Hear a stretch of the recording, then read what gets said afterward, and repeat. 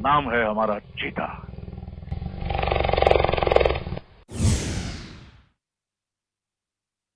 नमस्कार, मैं हूं मनोज सैनी और ठंडी ठंडी हवाओं के बीच जंगल की मचान पर बैठा हूं।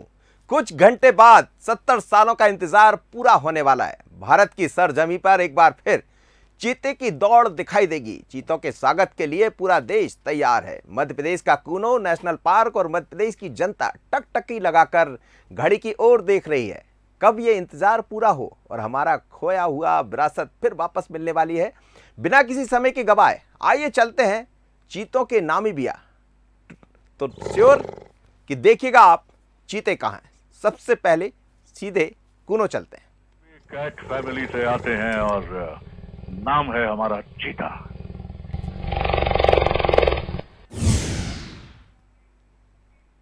तो चलिए आज हम बात कर रहे हैं चीतों की। मध्य प्रदेश की सरजमी पर चीते आने वाले हैं।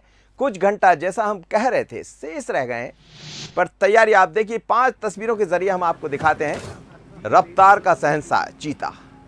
अब बस दौड़ लगा दी है और कुछ घंटों बाद मध्य प्रदेश तक ये दौड़ चीते की पहुंच जाएगी और चीता हमारे यहाँ होगा और देश का पहला ऐसा राज्य मध्य प्रदेश होगा। आप देखिए 5 विंडो के जरिए हम आपको दिखा रहे हैं। 15 सितंबर को चीतों को रवाना किया गया, विशेष प्लेन रवाना हुआ है। और दूसरी तरफ हम देखें तो जिस पिंजरे में चीतों को रखा है वो तस्वीर आपको दिखाई दे रही है और प्लेन में विशेष इंतजाम किए गए हैं। आप देखिएगा ये तस्वीरें सीधे आपको दिखाई दे रही। चीतों की पहली तस्वीर भी आपको बीच में दिखाई दे रही। जो चीते हमारे यहाँ आने वाले हैं उसमें 2 सगे भाई हैं। श्योपुर में तैयारी भी पूरी हो गई है। पर चीतों के आने के बाद आखिर मध्य प्रदेश में और क्या दिखाई देने वाला, तो चलिए चलते हैं। मेरे साथ तो 2 मेहमान जुड़ रहे हैं, उनसे आपको मिलवा देता हूं। सबसे पहले हमारे साथ जुड़ रहे हैं शरद द्विवेदी, हमारे न्यूज़ 8। सर आपका बहुत स्वागत है। बहुत शुक्रिया मनोज। और प्राण चड्ढा जी हैं हमारे साथ जी, वाइल्ड लाइफ के नामचीन एक्सपर्ट हैं, बिलासपुर से हमारे साथ जुड़ रहे हैं। और मुझे लगता है पहला सवाल उन्हीं से पूछा जाना चाहिए, तो सीधे हम चलते हैं बिलासपुर की तरफ, रुख करते हैं प्राण चड्ढा जी की तरफ। सर आपको देखकर कौंध उठी वन्य जीवों की और उनका बहुत हिफाजत करने वाले अंदाज में, उनका बहुत लिहाज करने वाले, उनका बहुत आदर करने वाले अंदाज में आप जैसे जो वाइल्ड लाइफ एक्सपर्ट्स हैं जो हमें बताते हैं, किस तरह देखते हैं आप इस प्रयोग को कि 70 साल के बाद चीता लौट रहा है और जिस छत्तीसगढ़ में आप हैं वहीं अंतिम चीते 1948 में स्पॉट किए गए थे। हालांकि अविभाजित मध्य प्रदेश के जो सिंचाई मंत्री रहे नामचीन पॉलिटिशियन रामचंद्र सिंहदेव, उनका ये भी दावा रहा है कि 1952 में भी चीता दक्षिण छत्तीसगढ़ में सरगुजा में देखा गया है। किस तरह आप इस प्रयोग को देखते हैं और थोड़ा छत्तीसगढ़ से जुड़ती इस कहानी को जहां अंतिम चीता देखा गया था, क्या कहेंगे? जी चड्ढा साहब।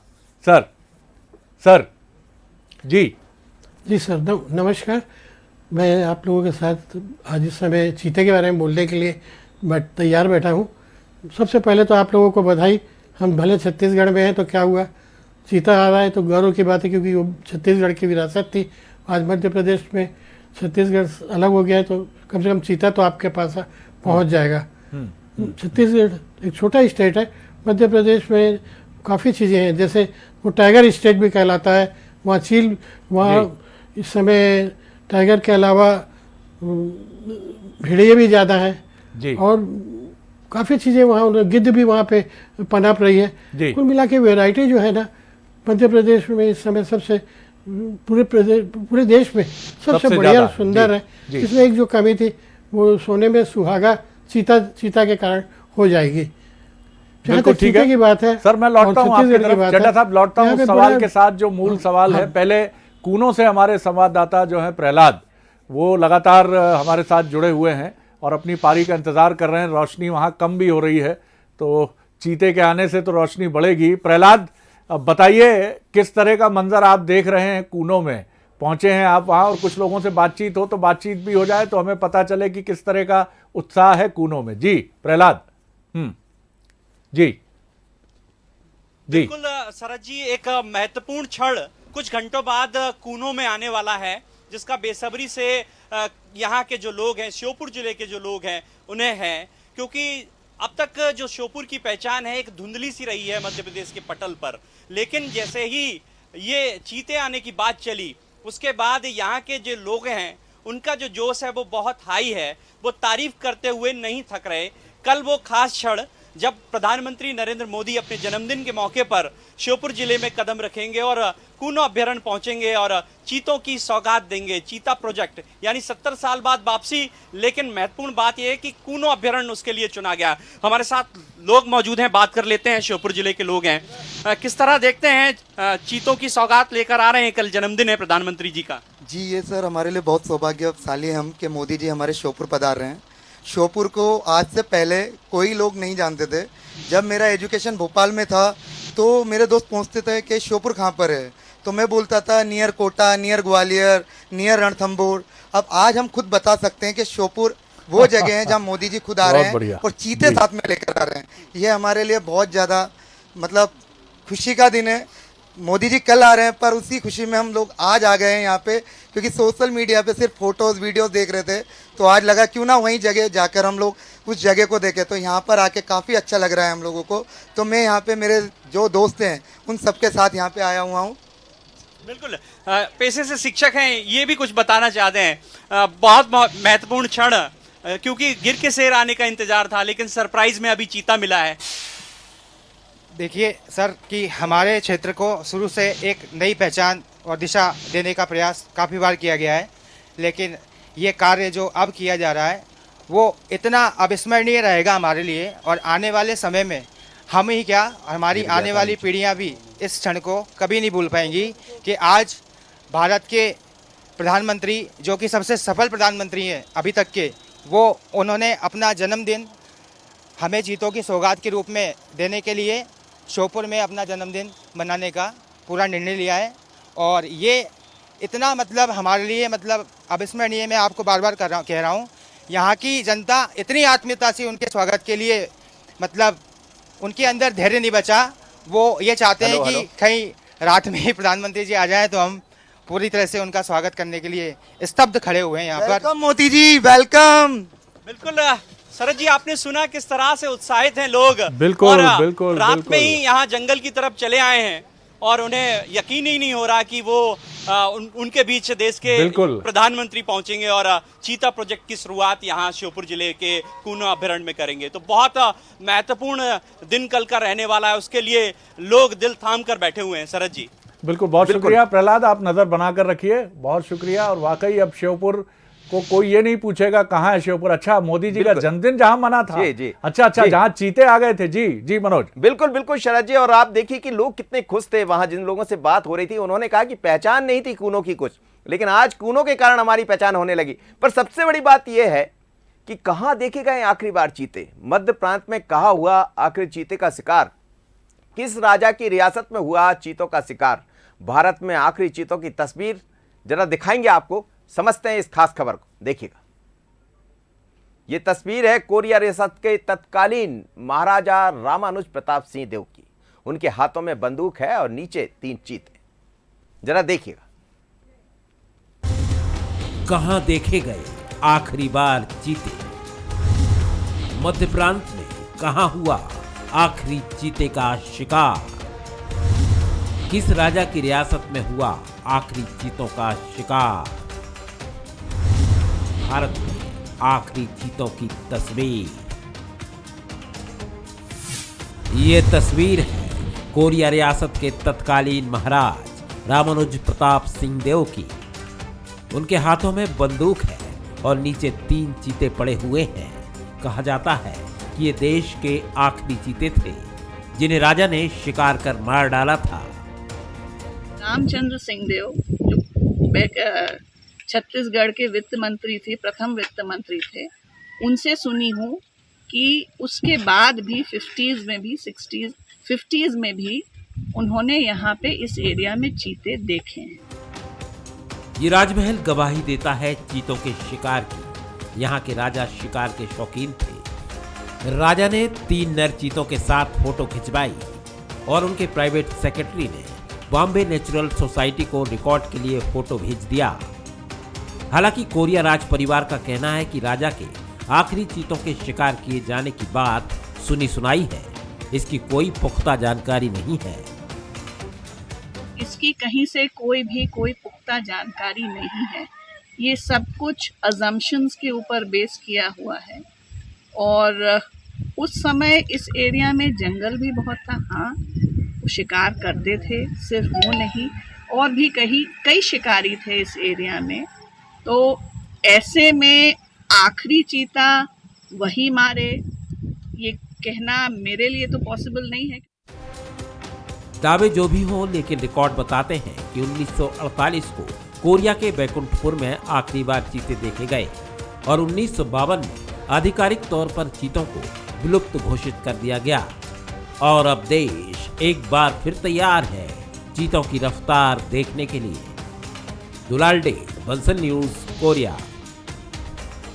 तो आपने देखा कहां आखिरी बार चीते देखे थे, लेकिन शरद जी के पास मैं चलता हूं और सीधे यदि बात चीतों की हो रही है तो वो बिलासपुर में जो मेहमान हमारे साथ हैं उनसे बात करें। शरद जी।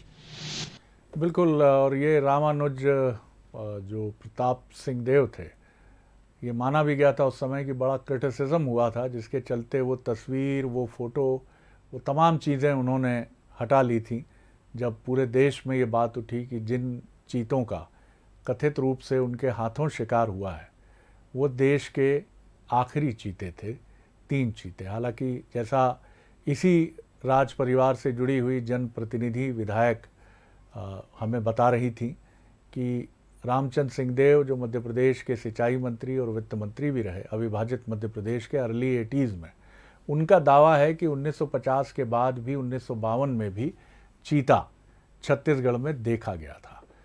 लेकिन चीता एक ऐसा वन्य प्राणी है जिसकी संतति चुनौतियों से भरी होती है और ये माना जाता है कि करीब करीब 5% बच्चे ही चीते के जीवित रह पाते हैं, 95% की मृत्यु हो जाती है।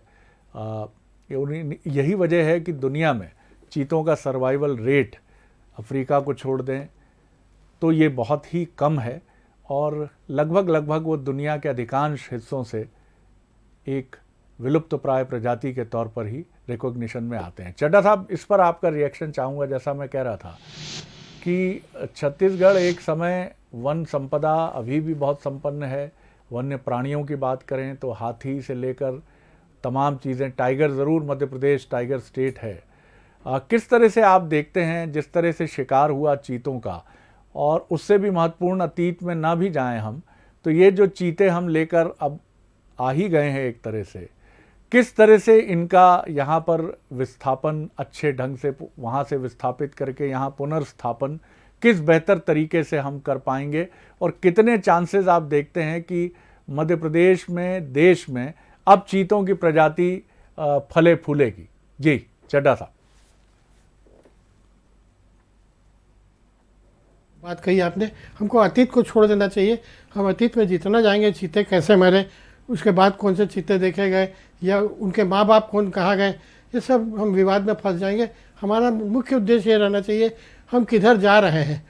ये बात पक्का है कि चीते आज इंडिया में नहीं है, वो इंडिया में चीते आ रहे हैं। अब इसमें जैसे अभी मैं आप ही का चैनल देख रहा था, उसमें नीचे एक लाइन चल रही थी कि जिस समय चीते छोड़े जाएंगे उस समय सायरन बजेगा। क्यों बजेगा भाई सायरन? इसलिए कि चीते भाग जाए, वो डरे, वो चमके। एक जंगली जानवर को आप छोड़ रहे हैं, साथ में सायरन बजा रहे हैं, किसकी बुद्धि है भाई?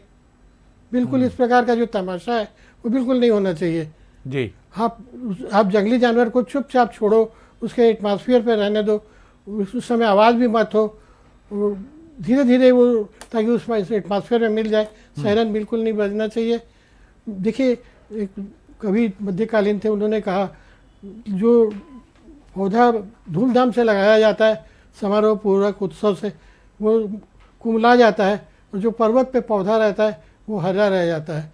अब ये जो कही गई जो एक दोहा है, इसको हम अपनाएं। चीता को चीते के रहवास में रहने दें, बिल्कुल कोई उसके साथ मजाक ना करे। और अपने जो ये बात बताई, मैं उसको समर्थन करता हूँ कि चीते की संख्या कम हो रही है, क्योंकि ये इनमें इनब्रीडिंग चालू हो गई है। पहले 2 वक्त पहले भी ये काउंट किया गया है कि इनब्रीडिंग के कारण चीते की संख्या कम हुई, और इस बार फिर जब ला रहे हैं तो पता लगा 2 भाई पकड़ के ले आए। अगर 2 भाई ले आएंगे तो इनब्रीडिंग का तो शुरुआत आपने यहीं से कर दी। ये भी नहीं होना चाहिए।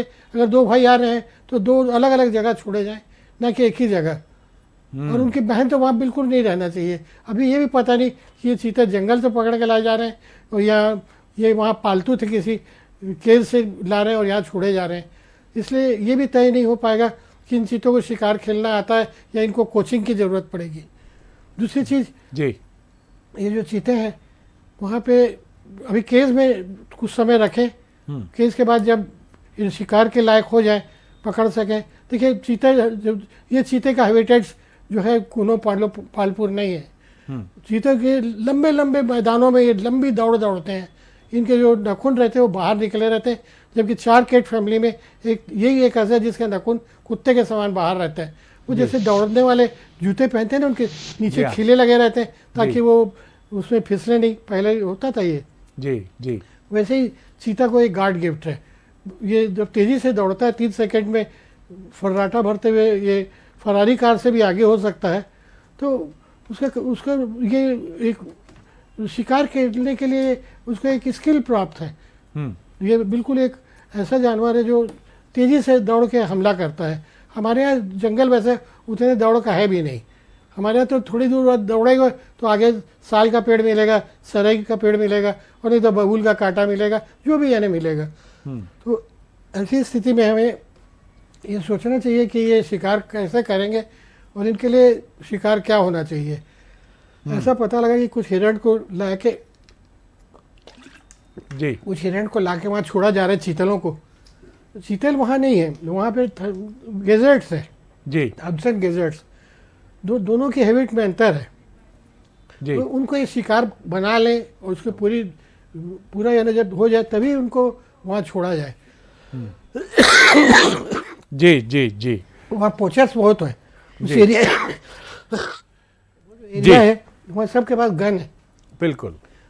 पहले वो चंबल से लेके यहाँ तक गन है। उन लोगों को शिकार खेलने का भी शौक है। जी जी। ये जितने बड़े अभिजाती वर्ग हैं इनकी गन तो कम से कम रखा ली जाए, थाने में जमा करा दी जाए कम से कम 6 महीने के लिए। जब चीते दिखना बंद हो जाए हम लोगों को और वो आदमियों से डरने लग जाए। अभी वो आदमियों से नहीं डरते हैं, जहाज में ला रहे हैं। मैंने उनके फोटोग्राफ देखा, आराम से उनके साथ बच्चे भी फोटो खिंचा रहे हैं और चीता रस्सी में बंधा हुआ है जो आने वाला है। उसमें जयराम साहब के साथ वो फोटो है, इस समय फेसबुक में चल रही है। तो यदि हम ऐसे पालतू चीता ला रहे हैं तो हमको और ज़्यादा रिस्क है कि वो किसी देख के आदमी को खाना मिलेगा करके उसके पीछे ना आ जाए। तो एक एनिमल बिहेवियर बिल्कुल चड्ढा साहब, हम आपसे एक दिन बाद भी इस पर चर्चा करेंगे जब चीते आ जाएंगे। आपने बहुत महत्वपूर्ण बातें कही हैं। पहली बात आपकी याद आती है मुझे, सायरन ना बजाया जाए। दूसरी महत्वपूर्ण बात आपने, अगर ये चीते पालतू हैं, जो पालतू प्रतीत तो नहीं होते हैं, लेकिन साउथ अफ्रीका में जो सफारी हैं वहाँ जो वन्य जीव के केयर टेकर्स होते हैं, फॉरेस्ट के और जू तो नहीं, नेशनल पार्क के जो भी कर्मचारी हैं, वो बहुत आत्मीय संबंध उनके वन्य प्राणियों से हो जाते हैं, क्योंकि कई बार वो फीड उनको खुद भी देते हैं वो, क्योंकि वहाँ जो भी उनका सिस्टम है उसके हिसाब से। तो इस मायने में ये एक उनकी चीतों की मनुष्य से पहचान बड़ी गहरी है। तो इन परिस्थितियों में ये चुनौती तो है हमारे सामने, लेकिन उम्मीद करेंगे सब बेहतर होगा। बहुत शुक्रिया चड्ढा साहब, बहुत शुक्रिया प्रहलाद, आप निरंतर निगाह बना के रखिए। मनोज, आपके बगल चीता लगातार टहल रहा है और आपको देख भी रहा है, थोड़ा सावधान रहिएगा, मचान पे बैठे हैं। बिल्कुल मैं सावधान हूं। और जो चिंता चड्ढा साहब की थी, चलते चलते ये भी बता दें कि ये जो चीते आ रहे हैं, जैसा वन मंत्री ने बताया, ये चीते जंगल के चीते हैं और इन्हें बाकायदा पहले कुछ दिन पहले रखा गया, उसके बाद तैयार किया गया यहाँ आने के लिए, फिर बाड़े में रखा जाएगा और उसके करीब 2 महीने बाद इनको उन स्थानों पर पहुंचा दिया जाएगा जिसकी चिंता चड्ढा साहब कर रहे थे। तो अब वक्त नहीं है, मेरे नज़दीक तो चीता आ गया। आपको देखना है तो थोड़ा और धैर्य रखिए, बस चीता आने वाला है। नमस्कार। कि हम भी कैट फैमिली से आते हैं और नाम है हमारा चीता।